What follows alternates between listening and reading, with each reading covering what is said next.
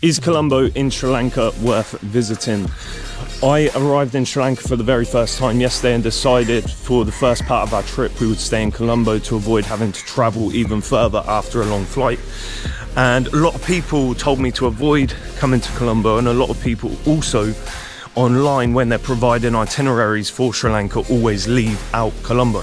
Now here is my honest take on Colombo and whether I think it is worth visiting as a tourist on your trip in Sri Lanka. Firstly, one of the big pros is it's less than 1 hour from Colombo International Airport, which means that when you get off of a long flight, you're not going to be burdened with another long stint of travel, either via train, bus, or a long coach or taxi ride, which for me is a massive perk. Secondly, being Sri Lanka's biggest city with over 5 million people living in Colombo and the surrounding areas, I feel it's a good way to start a trip and get a concept, an idea of what the country's about and what the big cities will be about in Sri Lanka. With that comes a lot of traffic and a lot of pollution, and I feel that's a big downfall when you're sat in the back of a tuk-tuk, which is a very exciting experience. Whipping about, going through traffic, the combination of beeps, traffic, fumes, and near-death experiences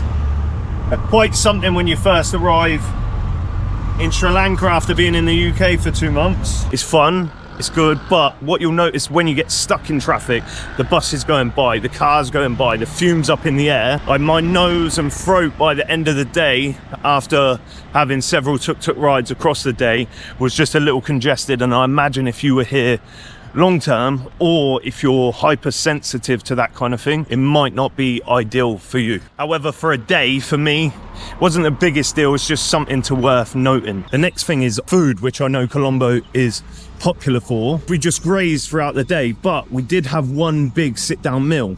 It was less than £7 or 2,500 Sri Lankan rupees for a feast. We had 3 little curry dishes, a massive chicken biryani with a boiled egg in and a chicken leg on top. We had about 4 samosas on the side, some rotis, bottles of water, and all of that less than £7. The restaurant was called Rahima Hotel, and I actually saw this restaurant on another YouTube video, so I can't take credit for discovering it, but it had a very local feel. We were the only tourists in there, and it was also the first meal I've ever eaten of this type with my bare hands, which was an unusual experience, to say the least.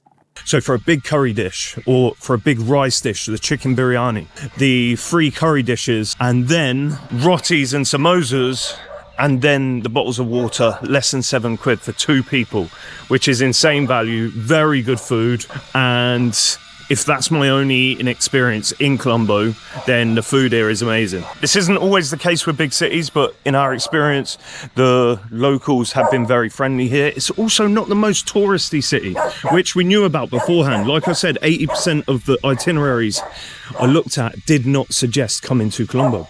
Even with that, when you're in the big places that would typically be filled with tourists, you just don't see that many people knocking about the city that look like they are traveling through. Now, I can't confirm or deny the next bit because I haven't traveled around Sri Lanka yet, but soon I will have a bit of a better idea of this next part. And that is, if you're a nervous passenger, the drivers here are lunatics. Not all of them, but a good chunk of them. And if you are feeling sketchy or don't like being a passenger in a vehicle, maybe avoid tuk-tuks, maybe. Or just ask them to drive super calm and maybe they will. Overall, the main things to do seem like Peta Market, that area. Going down by Port City, which is an area of the city that seems to get recommended, and it's a new up and coming place. Maybe it will be good in a few years, but for me, let's have a little walk over there. It's by the coastal part of Colombo. You've got Port City that I've read and watched a couple of things recommending it. If I'm completely honest, it's nice if you want to get some exercise or just walk over here, get yourself active, but there's not that much going on here, to be completely honest with you. And one of the things I was going to mention too is that it would be good for a morning run. You could come down here for a run in the morning. However, there's a sign saying you cannot, just over here, you cannot exercise on the bridge. A little bit strange, I'm sure they got their reasons why. The thing that I think would be nice over here, the sunset sets in the west, and we are on the west side of Sri Lanka looking out to the sea, so you get a nice sunset here. Aside from that, port city, it is on the come up. There's loads of construction here. Maybe they got big plans, I'm not entirely sure. I don't know tons about the area, but coming here and having my own personal experience, it was just a part of the city near a port that was getting built, that looked modern, but there was nothing there. It was nice maybe to go for a walk at sunset, but apart from that, a little bit unsure as to whether that should be listed as a main attraction. Peta markets is definitely interesting and worth seeing. There's loads of food around, there's loads of places to get fake goods, your usual tech stuff and electricals. It was really good for that. And it's good just to see that side of Sri Lanka and how busy it is and get a real feel for how some people are living and just immerse yourself in that aspect of culture. Would I want to be somewhere that was that busy all the time? Definitely not. It was a bit overwhelming at times, like people coming from all directions, and certain people had warned us about pickpockets, so we were being mindful of that. That's not a reflection on the Sri Lankan people. That's just saying wherever you are in busy places like that, in cities, you're always going to get that, which, to be honest, no matter where I am, I don't like being in places that are that busy. Now, there are temples to see around the city. There's museums, we didn't check it out. There's also a lake, but all of them things we just didn't want to do on our only day here, because in my opinion, if you are going around a big city, the best way to get amongst it and see what it's like is just to explore different areas and not necessarily go to the places that always get recommended as the top tourist attractions. Now, the tuk-tuks are a very cost-effective way of getting around the city. The most expensive one we took yesterday was around about 800 Sri Lankan rupees, which is about £2.70, and that was about a 30-minute drive, so it's very affordable to get around, whereas some of the others cost only about 300 rupees, which is less than £1 for like a 15-minute ride or a 10-minute ride. As I mentioned earlier, the food is very good and cheap as well, so in terms of a budget-friendly location to travel to, it's very, very affordable like that, and it's a central transport hub as well.